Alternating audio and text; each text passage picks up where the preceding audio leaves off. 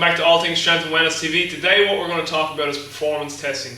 What performance tests I specifically use and why I use them. Hope you guys enjoy the presentation and I'll speak to you at the end.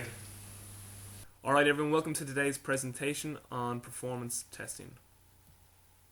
So once again we have the athletic development hierarchy, and in all the episodes up until now we have looked at the foundational qualities of the hierarchy. In episode 3 we looked at nutrition, supplementation and lifestyle. Episode 4 we looked at circadian rhythms. Episode 5 we looked at mental, emotional and spiritual health. And episode 6 we looked at movement quality. In this episode what we want to do is look at objective tests for all the other qualities and biomotor qualities on this hierarchy. So we're going to look at objective tests for work capacity, body composition, maximum strength, explosive strength, elastic reactive strength and speed and multi-directional speed. The only quality on this hierarchy that we don't have an objective test for is hypertrophy. Hypertrophy is situation dependent depending on the athlete and the sport. So the test we're going to look at is body fat testing, linear speed, multi-directional speed. For power we're going to look at starting strength, explosive strength, elastic strength, maximum strength, strength endurance which is optional, and then we're going to look at aerobic capacity. So qualities, biomotor qualities, screening and testing. So on this table here on the left hand side we have biomotor quality and other qualities, and on the right hand side we have the screen and the test. So at the top here we have hormones, biochemistry, nutrition and lifestyle analysis, and we can look at this through functional lab testing, questionnaires, health history records, heart rate variability and food logs. Body fat percentage, we can use caliper testing, we can use 3, 4 or 7 site tests, or we can also use Charles Poliquin's biosignature. Movement quality, for me personally I use the functional movement screen. You can use whatever system you want to use to look at fundamental movement competency. Work capacity, I like to look at resting heart rate and use a yo-yo intermittent recovery test level 2. Maximum strength, I like to use 1RM testing.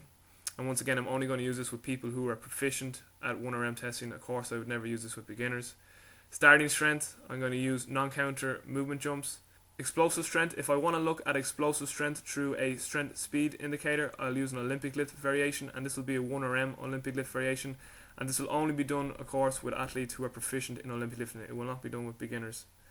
If I want to look at explosive strength through a speed strength indicator, I will use a counter movement jump variation. Elastic strength, we can use a 4 jump test or a depth jump into a vertical jump. Speed, we can use a 10-20 meter linear acceleration test.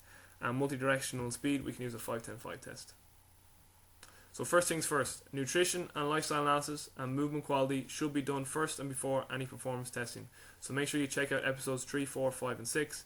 If an athlete has pain or dysfunctional movement, this may contraindicate some or maybe all performance testing, depending on the pain and the dysfunction the athlete presents with. So the testing order, so the tests will be done in the following order. Body composition testing first.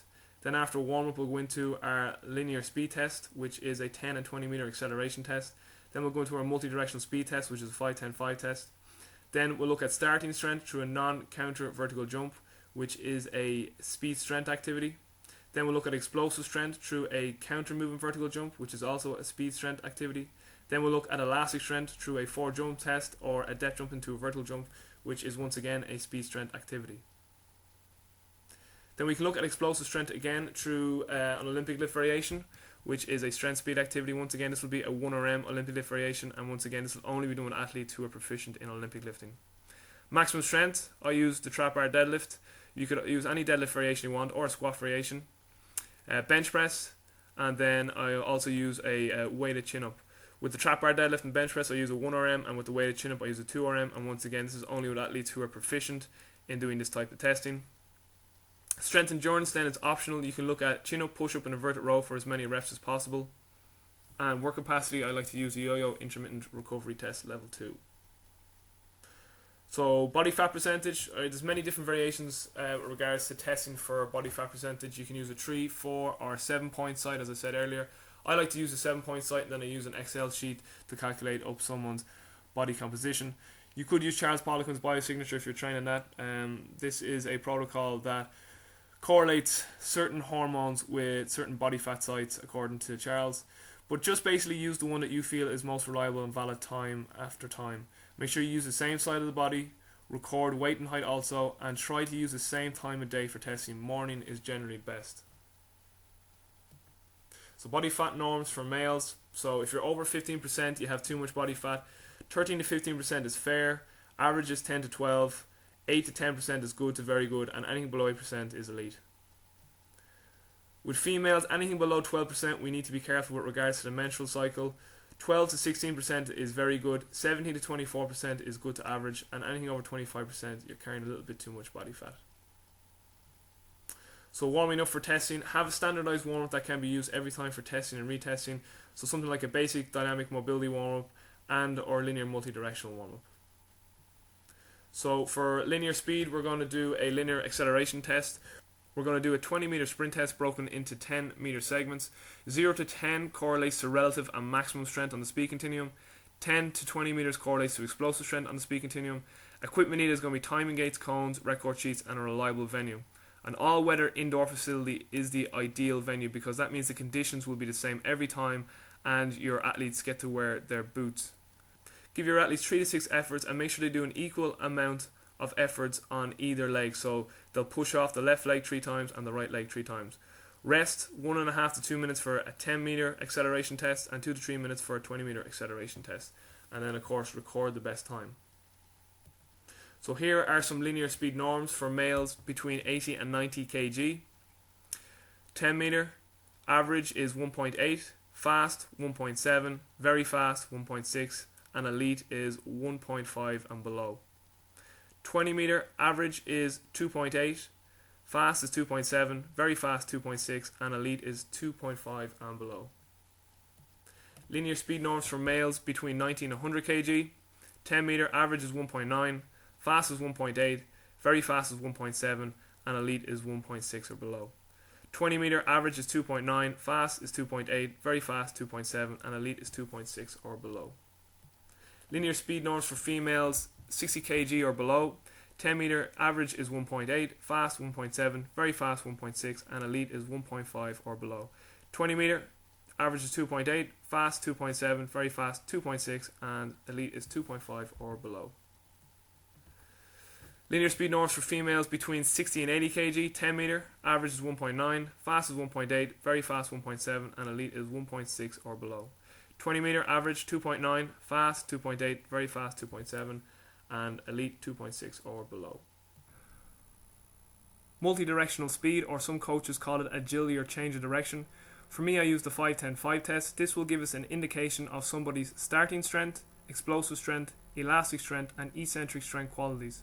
Equipment needed is timing gates, cones, record sheets, and a reliable venue. So once again, an all-weather indoor facility is the ideal venue because the conditions will be the same every time, and it also allows your players to wear their boots. Test both ways and give 3 efforts both ways. So you're going to give 3 efforts to the left and 3 efforts to the right and record the best time. With regards to rest, give 3 minutes rest in between each effort. If an athlete has a good 10 and 20 meter linear acceleration test but a poor 5-10-5 test, look at elastic and eccentric strength qualities. If an athlete has a poor 10 and 20 meter linear acceleration test and a poor 5-10-5 test, look at relative, maximum, and explosive strength qualities first, and then elastic and eccentric strength qualities after relative, maximum, and explosive strength qualities have been developed to sufficient levels. If an athlete has very well developed relative, maximum, explosive, elastic, and eccentric strength qualities but still has a poor 5-10-5 test, the issue may be a technical issue with multi-directional speed. 5-10-5 norms for males and females. To be honest, as of yet, I have no great data on the 5-10-5 for both males and females. So if there's anybody watching this who has good data on the 5-10-5 for both males and females, I'd love to see it. Starting strength and explosive strength, and we're going to use speed strength indicators here to look at starting strength and explosive strength. Vertical, you can use a counter movement vertical jump which looks at explosive strength. You can use a non-counter movement vertical jump which looks at starting strength. You can also do horizontal variations where you look at a non-counter movement standing long jump which looks at starting strength, and a counter movement standing long jump which looks at explosive strength. Now, from a biomechanical standpoint, there is a discussion among coaches as to which one of these variations, vertical or horizontal jump variations, is a better indicator of acceleration potential. Some would say horizontal is because there is a lot of horizontal force reduction in acceleration, but from a biochemical or bioenergetic standpoint, you're still going to get a lot of useful information whether you use vertical or horizontal, counter or non-counter movement jumps. Equipment needed: if you're going to use the vertical variations, you're going to need a jump mat and a record sheet. If you're going to use the horizontal variations, you're going to need measuring tape and a record sheet. You'll also see that chalk and tape are in the equipment needed list here. This is because if you don't have a jump mat and you still want to do the vertical jump variations, you can still do them with just chalk and tape. What you'll do in this case is you'll get your athlete to put chalk on their hand, go right up against the wall, reach up as high as they can on the wall and mark their handprint against the wall, and that's their starting point. Then put tape across that starting point, and then get your athlete to perform their vertical jump variations where they jump up, touch the wall with their hand that has chalk on it, and then what you're going to do there is you're going to measure the start point and then measure the part in the wall that they touched when they jumped up, and there's your measurement for their non-counter movement vertical jump and their counter movement vertical jump. So that's just another way of measuring the vertical jump variations if you don't have a jump mat. Give your athletes 3 efforts, let them rest for 2 minutes in between each effort, and record the best score. So vertical jump norms for males: counter movement vertical jump, which again looks at explosive strength. Poor is 20 inches and below, fair is 20 to 24 inches, good is 25 to 29 inches, very good 30 to 35 inches, and elite is 35 inches and above. Non-counter movement vertical jump, which looks at starting strength. We don't want our non-counter movement vertical jump to be any less than 18 to 20% of our counter movement vertical jump. Vertical jump norms for females: counter movement vertical jump, once again looking at explosive strength. Poor is 16 inches and below, fair is 16 to 20 inches, good to very good is 20 to 25 inches, and elite then is 25 inches and above. With regards to the non-counter movement vertical jump, we don't want it to be any less than 18 to 20% of our counter movement vertical jump. Elastic strength, which we'll be looking at through speed strength indicators. We can use a 4 jump test or a depth jump into a vertical jump, which I got from Al Vermeil and Don Chu. If you're going to use the depth jump into a vertical jump, males will go off an 18 to 20 inch box and females will go off a 14 to 16 inch box. Elastic strength norms for males and females. The 4 jump test, really it depends on the system being used with regards to what the target score should be. Depth jumped into a vertical jump, once again males going off an 18 to 20 inch box and females going off a 14 to 16 inch box. If the athlete can get within 90% of their best counter movement vertical jump, this is a good indicator that they have good levels of elastic strength. We're going to look at explosive strength now through a strength speed indicator. So here we're going to look at our Olympic lift variations. We can use hang clean, hang snatch, power clean, and power snatch. And this will be a 1RM test. And once again, this is only for athletes that are proficient in Olympic lifting. Use warm-up sets. I like to use a 5-3-1 system. So we'll do a warm-up set with 5 reps, then put on a little more weight, do 3 reps. And then once we get to about 80%, we'll start hitting singles and work our way up to our maximum. Rest, complete rest should be allowed. At least 3 minutes, if not 5 minutes and more, depending on the individual. And once again, I don't mean to insult anyone's intelligence, but do not use this test with any beginners. This is only for athletes who are proficient in Olympic lifting. Olympic lift variation norms for males: hang clean, body weight to 1.25 times body weight. Hang snatch, 0.70 to 0.90 times body weight. Close grip hang snatch, 0.60 to 0.80 times body weight. Power clean, 1.25 to 1.5 times body weight. And power snatch, 0.80 times body weight to body weight. Olympic lift variation norms for females: hang clean, 0.80 times body weight to body weight. Hang snatch, 0.60 to 0.80 times body weight. And close grip hang snatch, 0.50 to 0.70 times body weight. Maximum strength testing, and we're going to use 1RM testing here. I like to use a trap bar deadlift 1RM, but as I said earlier on, you can use any deadlift variation that you want or squat variation.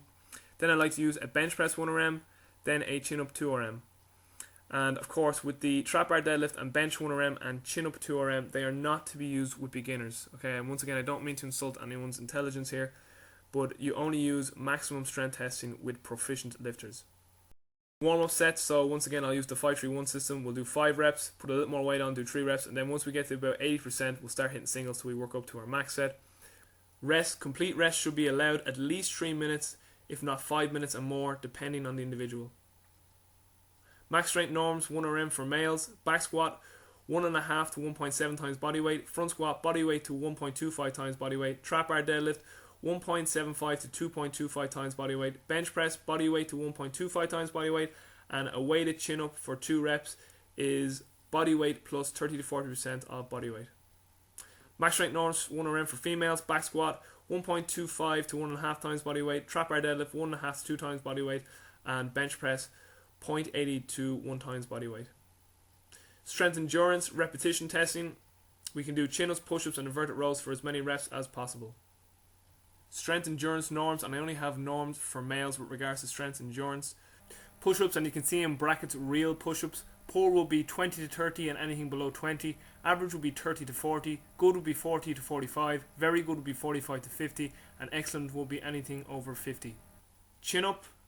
Poor will be 5 to 8 or anything below 5. Average is 8 to 12. Good 12 to 15. Very good 16 to 20. And excellent is 20. For inverted row then, I'd like to see a third of the push-up total. So an example of this would be if you did 40 push-ups, I would like to see you do 15 inverted rows. With these strength endurance tests, it's very important that you take the person's body weight into account. So make sure that you are recording the person's body weight. Energy system testing, and we're going to look at the aerobic system here. Really all testing is testing the energy systems of the body. So if we look at our linear speed test, our multi-directional speed test, our non-counter movement vertical jumps, our counter movement vertical jumps, our elastic jumps, our Olympic lift variations, and our maximum strength testing, they are all indicators of our alactic power output. The strength endurance tests are more an indicator of lactate power and capacity. So at Alactic Aerobic Sports, I like to use a yo-yo intermittent recovery test level 2. You can also use level 1 if you want, but I personally use level 2. Equipment needed will be the yo-yo CD or app, speakers, cones and record sheets.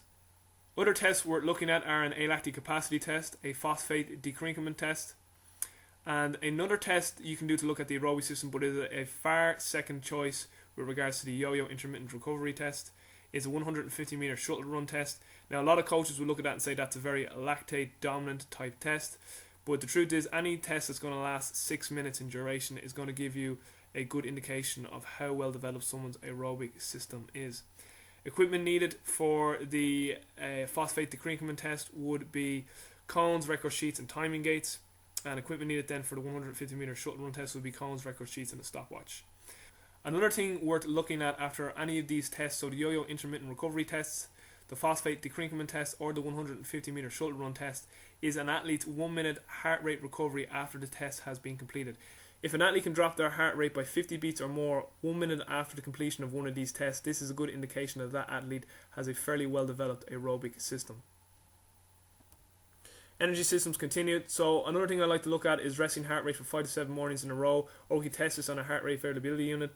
If an athlete is consistently above 60 beats per minute, there is poor cardiac development. This is a central issue, and this athlete is going to need cardiac output work. And cardiac output work is any work that is performed between 100 and 150 beats per minute. Basically, this athlete's heart isn't big enough or strong enough to pump enough oxygenated blood around the body. If an athlete's resting heart rate is consistently below 60 beats per minute but they score poor on a yo-yo intermittent recovery test, this is more indicative of a peripheral issue. So a peripheral issue with the extremities. Adaptations we would like to develop then within the muscle cell will be type 1 muscle fiber hypertrophy, oxidative capacity of type 2A muscle fibers, mitochondrial functioning and increased capillary density. We can also look at the autonomic nervous system through heart rate variability testing. So here we have yo-yo intermittent recovery tests, level 2 norms for males and females. Anything below 720 meters is poor. Fair is 720 to 1,000 meters. Good is 1,000 to 1,200 meters. Very good is 1,200 to 1,500 meters. And excellent is 1,500 meters and above. I like to get all my athletes between 1,200 and 1,500 meters. So with beginners, if you're in a situation where you have to test beginners, you can use a modified testing protocol. So you can do body fat percentage. With linear speed, we can do the 10 and 20 meter acceleration test. With multi-directional speed, we can do the 5-10-5 test. For starting strength, we can do non-counter movement vertical jump. For explosive strength, we can do counter movement vertical jump. For elastic strength, we can do the 4 jump tests. And then we can just do strength endurance, and there we can look at the chin-ups, push-ups and inverted rows for as many reps as possible. And aerobic capacity, you can do one of the yo-yo intermittent recovery tests. So with beginners, we will not do any max effort testing with either Olympic lifts or strength lifts for obvious reasons. So here's the testing protocol that I do with advanced athletes, and the difference between the testing protocol that I do with advanced athletes and the testing protocol that I do with beginners when I have to test a beginner is the advanced athletes will do a 1RM Olympic lift variation test, and advanced athletes will also do 1RM maximum strength testing. Finally, here we have a chart that you may find useful. This is basically a summary of everything we just went through. So here we have the performance testing norms for males that play Gaelic games. On the left hand side we have the test, and on the right hand side we have the target scores. So here we have body fat percentage, 10 meter linear acceleration, 20 meter linear acceleration, 5-10-5, and once again I don't have any great normative data on 5-10-5 for both males and females, and once again if there's anyone out there that does, I'd love to see it. Counter moving vertical jump, non-counter moving vertical jump. Then on this slide we have the 4 jump tests, and once again with regards to target score, it depends on the system being used. Then we have our depth jump into a vertical jump for males, that's off an 18 to 20 inch box. Then we have our Olympic lift variations, hang clean, hang snatch, close grip hang snatch, power clean, power snatch, all 1RMs. Then we have our back squat and front squat 1RMs, our trap bar deadlift 1RM. Then on this slide we have our bench press 1RM, and then our weighted chin up 2RM. Then we have our chin up as many reps as possible, push up as many reps as possible, and inverted row as many reps as possible. And finally our aerobic capacity test, yo-yo intermittent recovery test level 2. Then on this chart we have performance testing norms for females that play Gaelic games. Once again the test is on the left hand side, target score is on the right. Here we have our body fat percentage, our 10 meter linear acceleration, then our 20 meter linear acceleration. Then we have our 5-10-5 test, and once again I don't have any great normative data on this for females either. Then we have our counter moving vertical jumps, our non-counter moving vertical jumps, our 4 jump tests, and once again that depends on the system being used with regards to a target score. Depth jumped into a vertical jump for females, that's off a 14 to 16 inch box. Then on this final slide we have our Olympic lift variations, hang clean, hang snatch, close grip hang snatch 1RMs, back squat 1RM, trap bar deadlift 1RM, bench press 1RM, and then finally aerobic capacity yo-yo intermittent recovery test level 2. So that's it for today's presentation, guys. Hope you found the information good, and I'll talk to you soon. That's it for today's episode, guys. If you have any questions, stick them below on the Facebook page or the YouTube channel, or you can email me at atswtv@gmail.com. I'll speak to you soon, guys. Take care, be well, peace.